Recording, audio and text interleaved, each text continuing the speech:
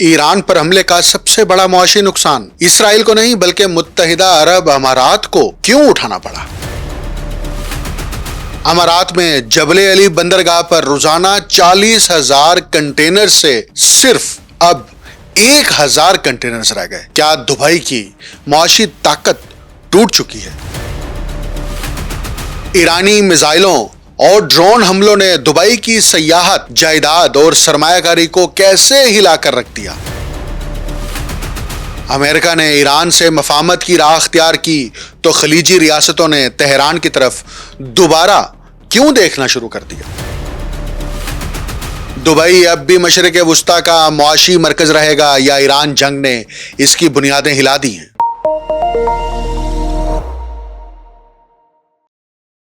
आप देख रहे हैं untold story with doctor Akmal Soomro.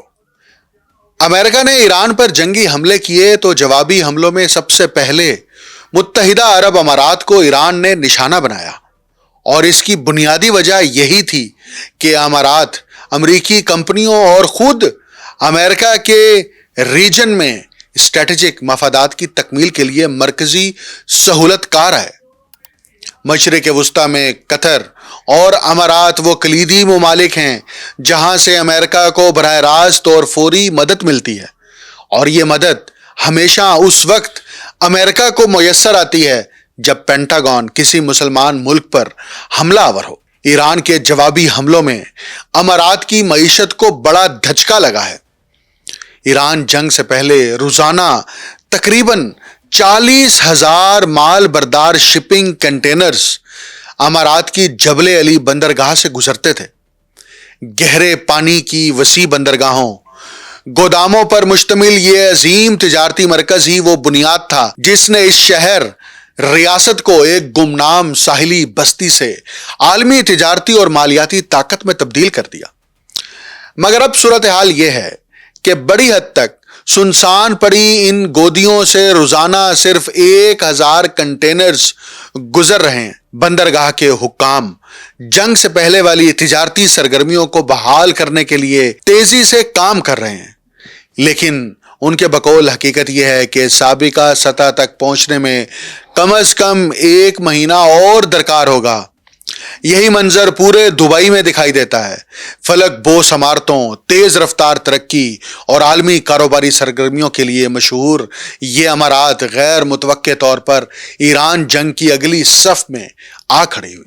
अब जबकि ड्रोन और मिसाइल हमले रुक चुके हैं और अमेरिका और ईरान के दरमियान जंग बंदी को मुस्तकिल अमन में तब्दील करने के लिए मुज़ाकरात जारी हैं, दुबई जंग के बाद बहाली के ऐसे मरहले में दाखिल हो चुका है जिसे खित्ते के बहुत से तज्जियाकार तवील, दुश्वार और सबर आजमा करार दे रहे हैं। दुबई ने दुनिया के सबसे बड़े, अमीर तरीन और पुरतायुश मालियाती मराकिज में अपनी जगह एक सादा मगर ताकतवर तस्वुर की बुनियाद पर बनाई थी। एक ऐसे हंगामा खेज खित्ते में ये तनाज़ात से महफूज जंगों, जुग्राफियाई सियासत और इलाकाई हंगामा राई से तकरीबन गैर मुतासिर एक मुस्तहिकम मुल्क तस्वुर किया जाता था।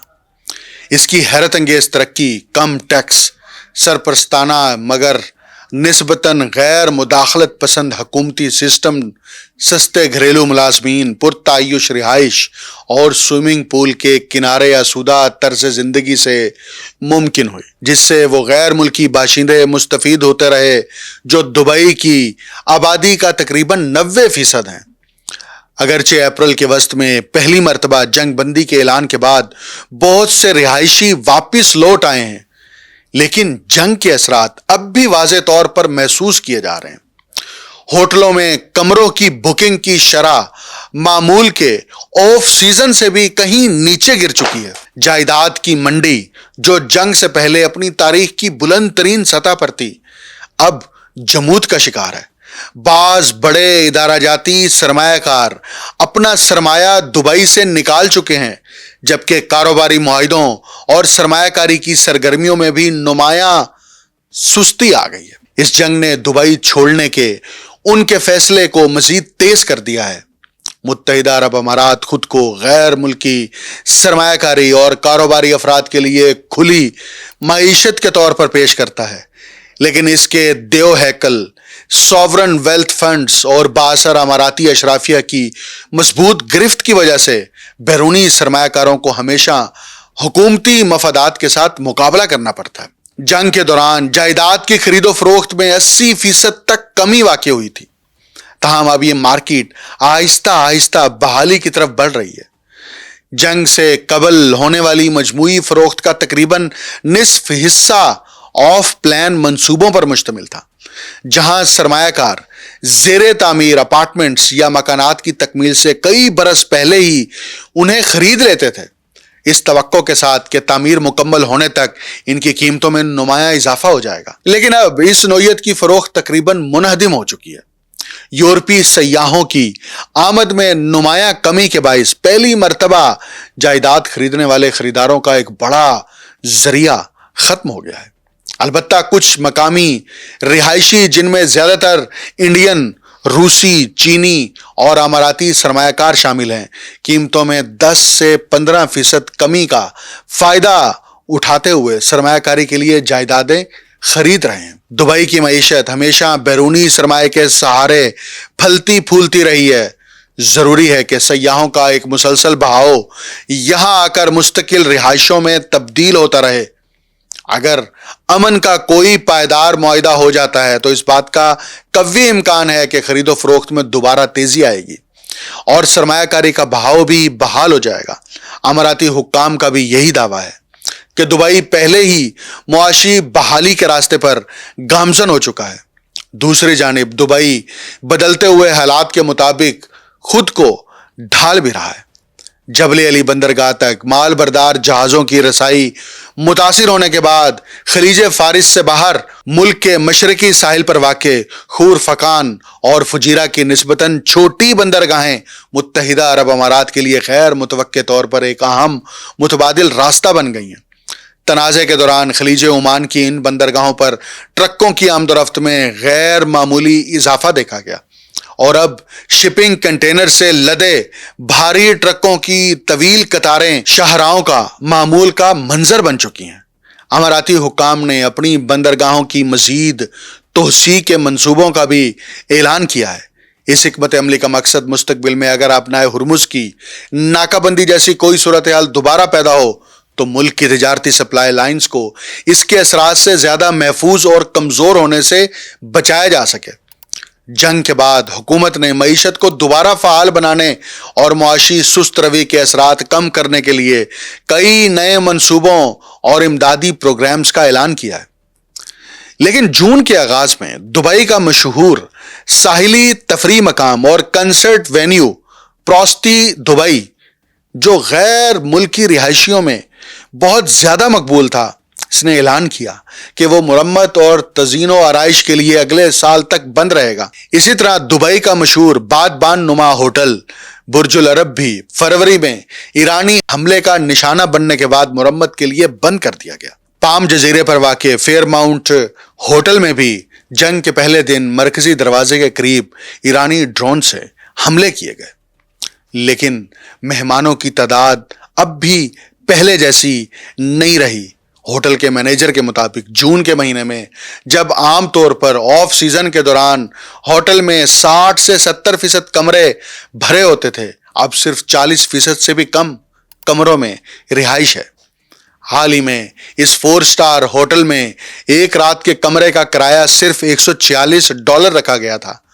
पाम जजीरे पर ही वाक़े अटलांट्स रिजॉर्ट में जंग के दौरान 700 से ज्यादा मुलाजमीन को मुलाजमत से फारिग कर दिया गया, जो होटल के कुल अमले का तकरीबन 10% बनते हैं। इस फैसले से वाकिफ एक शख्स ने वॉल स्ट्रीट जर्नल को बताया है कि होटल ने वादा किया है कि वो इन मुलाजमीन को दूसरी जगह मुलाजमतें दिलवाने की कोशिश करेगा, लेकिन बहुत से कारकुनों के लिए इसका मतलब यह है कि इनके रोजगार से मुंसलिक वीजे भी मनसूख हो जाएंगे और उन्हें अपने आबाई मुमालिक वापस जाना पड़ेगा। दुबई इससे पहले भी कई मुआशी बहरानों का सामना कर चुका है।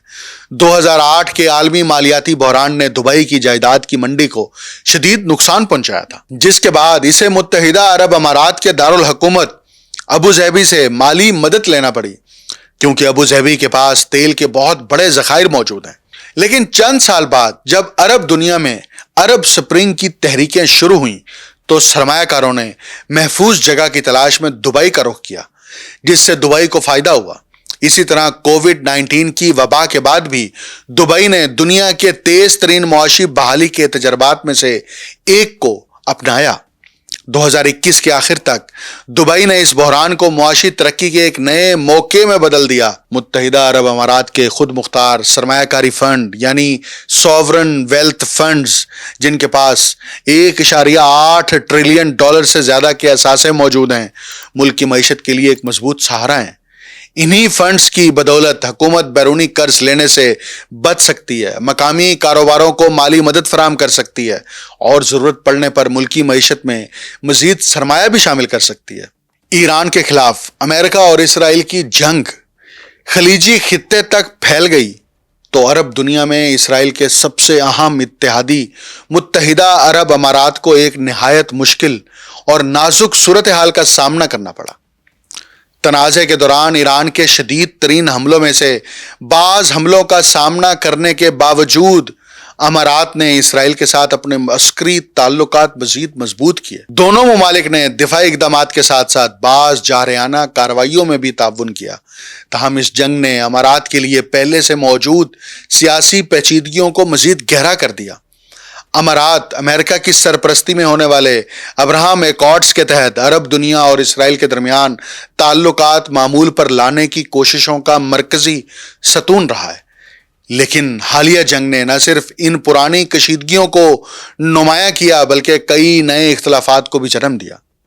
ماہرین کے مطابق آخر کار واشنگٹن نے فوجی محاذ آرائی کو مزید بڑھانے کے بجائے سفارتی حل کا راستہ اختیار کیا، جس کے نتیجے میں ایرانی حکومت برقرار بھی رہی اور اسے دوبارہ اپنی طاقت بحال کرنے کا موقع بھی مل گیا۔ اس پیش رفت نے خلیج کی اہم عرب ریاستوں کو ایک مرتبہ پھر تہران کے ساتھ تعلقات میں مفاہمت کی طرف مائل کر دیا ہے، جس سے ابوظہبی کے امریکہ اور اسرائیل دونوں کے ساتھ تعلقات مزید پیچیدہ ہو گئے ہیں۔ اگرچہ اس جنگ کے نتیجے میں متحدہ عرب امارات کی پالیسی میں ابھی تک کوئی واضح تبدیلی سامنے نہیں آئی، لیکن امریکہ کی عسکری تحفظ فراہم کرنے کی صلاحیت پر اعتماد میں کمی، ایران کی موجودہ حکومت کے ساتھ مستقبل میں مل کر رہنے کی بڑھتی ہوئی ضرورت کا احساس اور اسرائیل کے ساتھ دیرینہ سیاسی اختلافات نے امارات کے لیے اسرائیل کے ساتھ اپنے تعلقات کو کھلے عام مزید مضبوط بنانا پہلے سے کہیں زیادہ مشکل بنا دیا ہے۔ تجزیہ کاروں کے مطابق متحدہ عرب امارات اور اسرائیل کے درمیان سیکیورٹی اور دفاعی تعاون غالباً پس پردہ جاری رہے گا، بلکہ بعض شعبوں میں مزید گہرا بھی ہو سکتا ہے۔ تاہم یہ امکان کم ہے کہ امارات فوری طور پر اسرائیل کے ساتھ اپنے تعلقات کو کھلے عام مزید گرم جوشی کے ساتھ فروغ دے۔ یہ صورتحال کب تک برقرار رہتی ہے اور دونوں ممالک کے تعلقات کس حد تک آگے بڑھتے ہیں، اس کا انحصار بڑی حد تک اس بات پر ہوگا کہ آئندہ انتخابات کے بعد اسرائیل میں کس نوعیت کی حکومت اقتدار میں آتی ہے۔ 2020 میں وائٹ ہاؤس میں بحرین کے ساتھ مل کر ابراہم ایکارڈز پر دستخط کرنے والے اسرائیل اور متحدہ عرب امارات کے درمیان کھلی سفارتی گرم جوشی دراصل 2022 کے آخر میں بنیامین نیتن یاہو کے دوبارہ اقتدار میں آنے کے بعد ہی پیچیدگیوں کا شکار ہونا شروع ہو گئی تھی۔ نیتن یاہو کی دائیں بازو کی حکومت کے دوران مسجد اقصی، مقبوضہ مغربی کنارے یعنی ویسٹ بینک اور اسرائیلی انتہا پسند وزراء خصوصاً قومی سلامتی کے وزیر ایتامار بن گوئر کے بیانات اور اقدامات نے اماراتی قیادت کو سخت تشویش میں مبتلا کر دیا تھا۔ اس کے برعکس نفتالی بینٹ اور یائر لیپڈ کی سابقہ حکومت کے دور میں دونوں ممالک کے تعلقات زیادہ کھلے انداز میں سامنے آئے تھے اور ان کا اظہار بھی نمایاں تھا۔ 7 اکتوبر 2023 کو کہ اسرائیل پر حملے اور اس کے بعد غزہ میں شروع ہونے والی جنگ کے دوران بھی ابوظہبی نے اسرائیل کے ساتھ تعلقات معمول پر رکھنے کے اپنے فیصلے سے دستبرداری اختیار نہیں کی۔ تاہم ایک طرف عرب دنیا اور خود امارات کے اندر فلسطینیوں کے ساتھ ہمدردی میں اضافہ ہو رہا تھا، جبکہ دوسری جانب اماراتی قیادت اسرائیل کی اس بات پر بھی نالاں تھی کہ وہ جنگ کے بعد غزہ کے لیے کوئی واضح اور قابل عمل حکمت عملی پیش کرنے میں ناکام رہا ہے۔ اسی طرح ایران کے ساتھ ہونے والی حالیہ جنگ بھی نہ تو امارات کو اسرائیل سے دور لے جا سکی اور نہ ہی اسے مکمل طور پر اسرائیل کے موقف کے ساتھ کھڑا کر سکی۔ تل ابیب یونیورسٹی کے موشے دایان سینٹر سے وابستہ سینئر محقق اور فورم فار ریجنل کوآپریشن کے ڈائریکٹر جوشوا کراسنا کے مطابق خلیجی ممالک کا تاثر یہ تھا کہ امریکہ اور اسرائیل نے اس انداز میں کارروائی کی جس سے خلیجی ریاستوں کے مفادات خطرے میں پڑ گئے، جبکہ ان مفادات کو خاطر خواہ اہمیت ہی نہیں دی گئی۔ تاہم جب ایران نے جوابی کارروائی کرتے ہوئے خلیجی ممالک خصوصاً متحدہ عرب امارات کو نشانہ بنانا شروع کیا تو صورتحال مزید واضح ہو گئی۔ کراسنا کے مطابق ان حملوں نے یہ حقیقت نمایاں کر دی کہ خطے میں براہ راست جارحانہ کارروائیاں ایران کر رہا تھا۔ ساتھ ہی ان حملوں نے امارات کی دفاعی کمزوریوں کو بھی بے نقاب کیا، جس کے نتیجے میں اسرائیل کے ساتھ سیکیورٹی تعاون کی اہمیت ابو ظہبی کے لیے پہلے سے کہیں زیادہ بڑھ گئی۔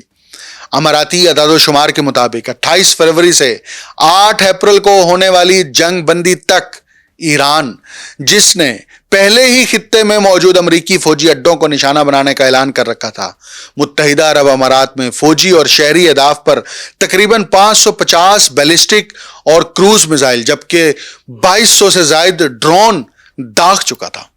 ان حملوں کے باعث متحدہ عرب امارات اس تنازع کے دوران پورے خطے حتیٰ کہ اسرائیل سے بھی زیادہ نشانہ بننے والا ملک بن گیا۔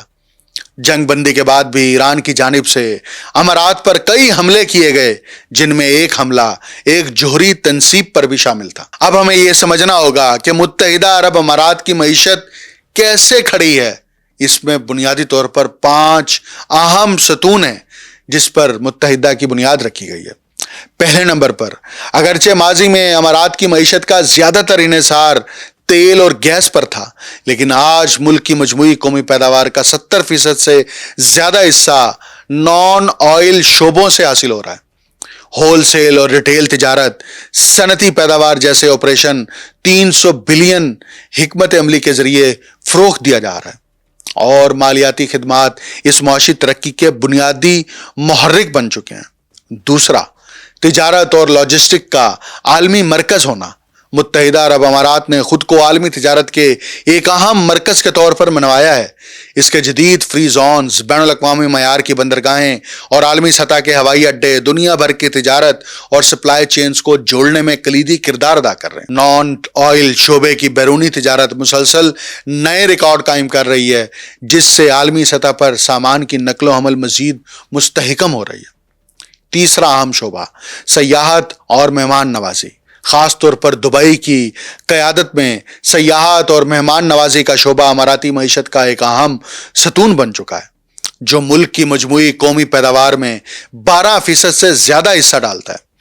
عالمی تشہیری مہمات، بین الاقوامی نمائشیں، بڑے عالمی ایونٹس اور وزٹ دبئی جیسے پلیٹ فارمز اس شعبے کی مسلسل ترقی میں اہم کردار ادا کر رہے ہیں۔ براہ راست غیر ملکی سرمایہ کاری اور برآمدات یہ ایک اور اہم شعبہ ہے۔ متحدہ عرب امارات دنیا میں غیر ملکی سرمایہ کاری کے لیے سب سے پرکشش ممالک میں شمار ہوتا ہے۔ حکومت کا ہدف ہے کہ 2031 تک براہ راست غیر ملکی سرمایہ کاری کو دگنا کیا جائے۔ اسی مقصد کے لیے انویسٹ پیڈیا جیسے اقدامات متعارف کرائے گئے ہیں، جن کا مقصد جدید کاروباری شراکت داریوں، اختراعی منصوبوں اور وینچر کیپٹل کو امارات کی جانب راغب کرنا ہے۔ اور پانچواں اہم شعبہ، صلاحیتوں کی ترقی، کاروباری سرگرمیوں کا فروغ اور چھوٹے اور درمیانی درجے کے کاروبار ہیں۔ اماراتی حکومت نئی کمپنیوں یعنی سٹارٹ اپس اور چھوٹے اور درمیانے درجے کے کاروباروں کی سرپرستی کر رہی ہے، جبکہ دنیا بھر سے باصلاحیت افراد کو گولڈن ویزا جیسے طویل المدتی پروگرامز کے ذریعے اپنی طرف متوجہ کیا جا رہا ہے۔ وزارت معیشت جدید اور کاروبار دوست قوانین متعارف کرانے، سرمایہ کاروں کے مفادات کے تحفظ اور مقامی منڈی کو متحرک اور کمپیٹیٹو رکھنے کے لیے مسلسل اقدامات کر رہی ہے۔ لیکن ایران جنگ نے پورے متحدہ عرب امارات کی معیشت کا دھڑن تختہ کر دیا ہے، اور آج دبئی سمیت پورا امارات اپنی اس معاشی کشمکش کا شکار ہے کہ ڈرون حملوں اور میزائل کے ذریعے سے جو نقصان پہنچا ہے اس کا ازالہ کیسے کیا جائے، اور بین الاقوامی کمیونٹی کو کیسے دوبارہ سے پورے اعتماد ماحول اور فضا فراہم کی جائے۔ ایک بات واضح ہے کہ مشرق وسطیٰ کی ریاستوں کو، تمام ریاستوں کو، خلیجی ممالک کو یہ فیصلہ کرنا ہوگا کہ وہ خطے کے مفادات کے لیے کھڑے ہوں گے، جمع ہوں گے، یا پھر خطے میں مداخلت کرنے والی طاقتوں کے اعلی کار بنیں گے۔ مجھے ڈاکٹر اکمل سومرو کو اجازت دیجیے۔ اللہ حافظ۔